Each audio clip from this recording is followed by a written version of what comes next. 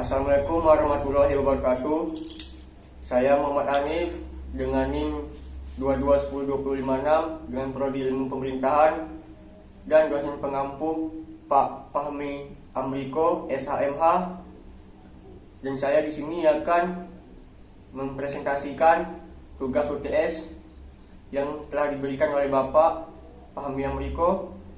Baiklah, saya akan menjelaskan sumber-sumber hukum Indonesia dari yang tertinggi hingga terendah.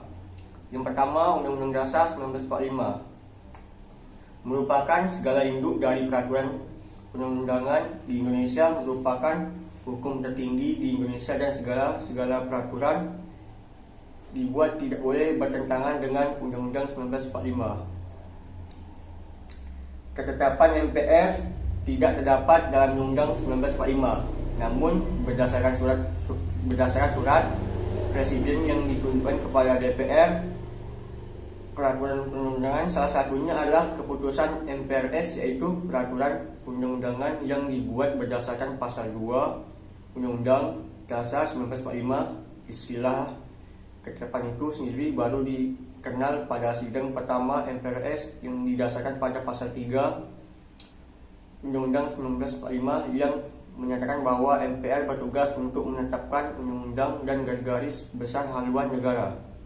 Yang tiga, Undang-Undang 40. Undang-undang dalam arti formil adalah suatu bentuk keputusan ketentuan yang dikeluarkan oleh pembentuk undang-undang dengan prosedur tertentu. Dasar dari pembuatan undang-undang ialah pasal 5 ayat 1 dan pasal 20 ayat 1 Undang-Undang Dasar 1945. Asas-asas perundang-undangan yaitu undang-undangan tidak boleh berlaku surut. Yang kedua, undang-undang yang berlaku kemudian membatalkan undang-undang yang terdahulu. Yang ketiga, undang-undang yang dibuat lembaga yang lebih tinggi pula kekuatan berlaku. Yang keempat ialah lex specialis legat lex generalis. Yang kelima adalah undang-undang tidak dapat diganggu-gugat. 4. Peraturan pemerintahan. Yang keenam, pasal 5 ayat 2, Presiden menetapkan peraturan pemerintah untuk menjalankan undang-undang sebagaimana mestinya. Presiden tidak akan menetapkan peraturan pemerintah tersebut sebelum ada undang-undang mengingatkan bahwa undang-undang tersebut merupakan sumber hukum tata negara. Maka peraturan pemerintah tersebut juga merupakan sumber hukum tata negara.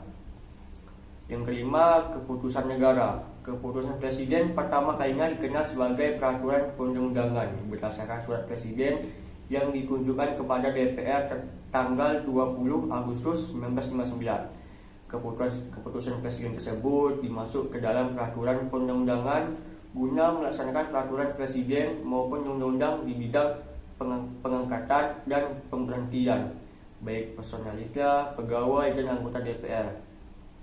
6. Peraturan pelaksanaan lainnya. Yang dimaksud dengan peraturan pelaksanaan lainnya adalah peraturan yang ada setelah peraturan menteri yang dibuat berdasarkan pada peraturan yang lebih tinggi sesuai dengan hierarkinya.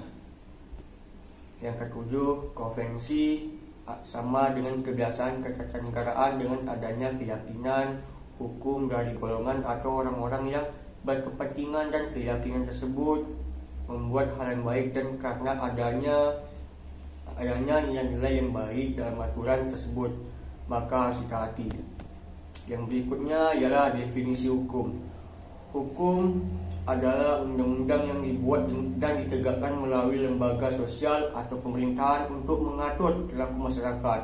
Hukum yang ditegakkan oleh negara dapat dibuat oleh legislatif, kelompok atau oleh seseorang legislator tunggal yang menghasilkan undang-undang oleh eksekutif melalui keputusan dan peraturan, atau ditetapkan oleh hakim ataupun melalui presiden. Seseorang juga bisa membuat kontrak yang mengikat secara hukum, termasuk perjanjian arti berasa yang mengadopsi cara-cara alternatif yang untuk menyelesaikan perselisihan dengan litigasi pengadilan standar. Penciptaan hukum itu sendiri dapat dipengaruhi oleh konstitusi, tertulis atau diam-diam, dan hak-hak yang dikodekan di dalamnya. hukum membentuk politik, ekonomi, sejarah, dan masyarakat dalam sebagai cara berfungsi sebagai mediator hubungan antara manusia. Sistem hukum bervariasi di setiap dalam yurisdiksi hukum, perdata, legislatif, atau badan pusat lainnya. Mengkodifikasi dan mengkonsolidasikan hukum secara historis, hukum agama, dan mempengaruhi hal-hal sekuler dan masih digunakan di beberapa komunitas agama. Hukum syariah berdasarkan prinsip Islam digunakan sebagai sistem hukum utama di beberapa negara yang termasuk Iran dan Arab Saudi. Asas legislatif dalam hukum pidana. Pasal 1 ayat 1 KUHP, tiada suatu perbuatan dapat dipidana kecuali atas kekuatan aturan pidana dalam perundangan yang telah ada sebelum perbuatan dilakukan. Dalam hukum pidana dikenal asas legislatif, yaitu asas yang menentukan bahwa tidak ada perbuatan yang dilarang dan diancam dengan pidana jika ditentukan terlebih dahulu dalam undang-undang. Dalam bahasa Latin dikenal sebagai nulum delictum nulla poena sine previa lege poenia, yang artinya lebih kurangnya adalah tidak ada delik, tidak ada pidana tanpa peraturan terlebih dahulu. Asas ini di masa kini lebih sering diselaraskan dengan asas non deklaratif atau asas bahwa peraturan undang-undang tidak boleh berlaku surut secara mudah. Asas ini menyatakan bahwa tidak dipidana kalau belum ada aturannya. Syarat pertama untuk menindak terhadap suatu perbuatan yang tercela yaitu adanya suatu ketentuan dalam undang pidana yang merumuskan perbuatan tercela itu dan memberikan suatu sanksi terhadap kalau misalnya seseorang suami menganiayai atau mengancam akan menganiayai istrinya untuk memaksa bersetubuh. Tidak dapat dipidana KUHP berlaku sebab pasal 25 KUHP pasal 242 hanya mengancam perkosaan di luar pernikahan. Syarat itu adalah yang berlaku untuk hukum. Ucapan nulum delictum nulla poena sine previa lege poenia ini berasal dari Ansel von Feuerbach, sarjana hukum pidana Jerman. Dialah yang merumuskan dalam pepatah Latin tadi. Dalam kaitannya dengan fungsi asas legislatif yang bersifat memberikan perlindungan kepada undang-undang pidana dan fungsi instrumental, istilah sebut sebagai menjadi 3, yaitu tidak ada pidana tanpa ketentuan undang-undang. Yang kedua, tidak ada pidana perbuatan tanpa pidana menurut undang-undang.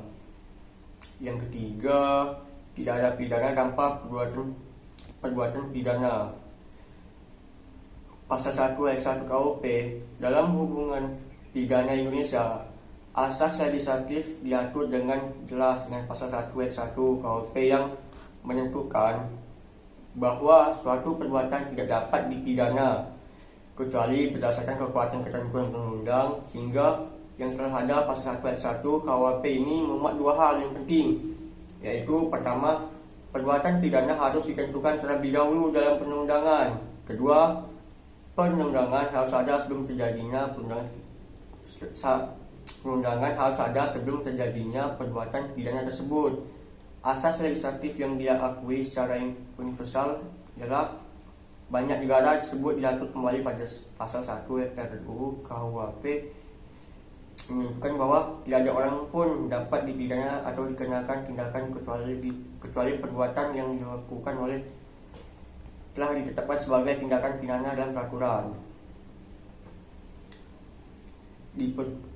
Oleh karena asas legislatif merupakan asas pokok dalam hukum pidana, oleh karena itu ketentuan peraturan perundangan pidana atau yang mengandung ancaman pidana khusus harus sebelum tindakan pidana tersebut dilakukan. Hal ini berarti bahwa ketentuan pidana tersebut berlaku surut demi mencegah kesewenang-wenangan penegak hukum dalam menuntut dan mengadili seseorang yang dituduh melakukan suatu tindak pidana. Baiknya, selanjutnya yaitu hukum pidana material adalah aturan hukum yang membuat tindakan pidana, di mana di sana termuat rumusan perbuatan pidana dan membuat syarat aturan untuk pelaku pidana. Sumber hukum material inilah yang menentukan isi peraturan hukum yang sifatnya mengikat orang. Dikatakan mengikat karena aturan ini berasal dari pendapat umum, hukum masyarakat, kondisi lingkungan, sosiologi, ekonomi, moral, dan politik hukum dan lainnya. Ada beberapa faktor pembentukan hukum material yang dibentuk asas dasar faktor kemasyarakatan dan faktor ideal. Pertama, dipengaruhi oleh faktor ideal yang berpatokan pada keadilan yang harus ditaati oleh masyarakat. Sebenarnya tidak hanya masyarakat, tapi juga pembentuk UU ini sendiri. Kedua, yang dipengaruhi oleh faktor masyarakat, di mana aturan dibuat agar masyarakat tunduk pada aturan yang sudah diberlakukan. Aturan dalam hal ini termasuk di bidang struktural ekonomi yang meliputi kebutuhan masyarakat, yang meliputi susunan ideologi, kekayaan alam, sehingga perkembangan perusahaan dan pembagian kerja. Adapun faktor kemasyarakatan yang ternyata juga mempengaruhi dalam pembentukan hukum material, di antaranya kebiasaan yang sudah menjadi bagian hidup, termasuk pula pembentukan hukum karena keyakinan tentang agama dan kesusilaan, termasuk serta kesadaran hukum. Contohnya adalah hukum pidana, hukum perdata, hukum dagang, dan sebagainya. Hukum pidana formil adalah hukum yang digunakan sebagai dasar penegak hukum dalam artian sederhana. Hukum pidana formil ini mengatur bagaimana negara menyikapi perangkapan untuk melakukan kewajiban menyidik, menjatuhkan, menuntut, dan melaksanakan pidana. Kaidah hukum formil mengatur tata cara yang harus ditempuh dalam mempertahankan atau menegakkan kaidah hukum dalam hukum yang digunakan sebagai penegak hukum. Dalam artian sederhana, mengatur kaidah hukum formil mengatur tata cara ditempuh dengan mempertahankan atau menegakkan kaidah hukum, khususnya upaya penyelesaian perselisihan melalui pengadilan. Oleh karena itu, hukum formil sering disebut juga sebagai hukum prosedural atau hukum acara. Contohnya dalam bentuk traktat janjian yang dibuat oleh antara negara, dituangkan dalam bentuk tertentu. Pasal 11 UUD menentukan Presiden dengan persetujuan DPR menyatakan perang, membuat perdamaian dan perjanjian dengan negara lain. Pengertian dari formil merupakan suatu rumusan tindak pidana yang berfokus pada tindakan yang diancam dan dilarang oleh undang-undang tanpa memeriksa akibat dari tindakan tersebut. Contohnya, delik pencurian hanya mengandung tindakan yang tidak dapat diperoleh berupa rampasan barang orang lain untuk dimiliki tanpa sepengetahuan pemilik.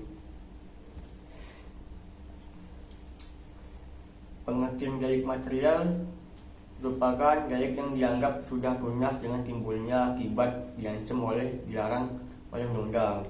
Contohnya seperti pembunuhan yang diuraikan pada pasal 538 KUHP, artinya perbuatan apapun yang membawa dampak kematian orang lain karena memukul, menikam, menembak, meracun atau cara apapun bisa dibuktikan dari pemaparan di atas, dapat diketahui bahwa delik formil tidak dibutuhkan adanya akibat karena terjadinya aksi pidana, maka telah dinyatakan bahwa tindak kejahatan telah terjadi, aksi pidana khusus terjadi apabila telah ada akibatnya. Baiklah, itu saja yang bisa saya sampaikan. Kalau ada yang kurang saya minta maaf. Assalamualaikum.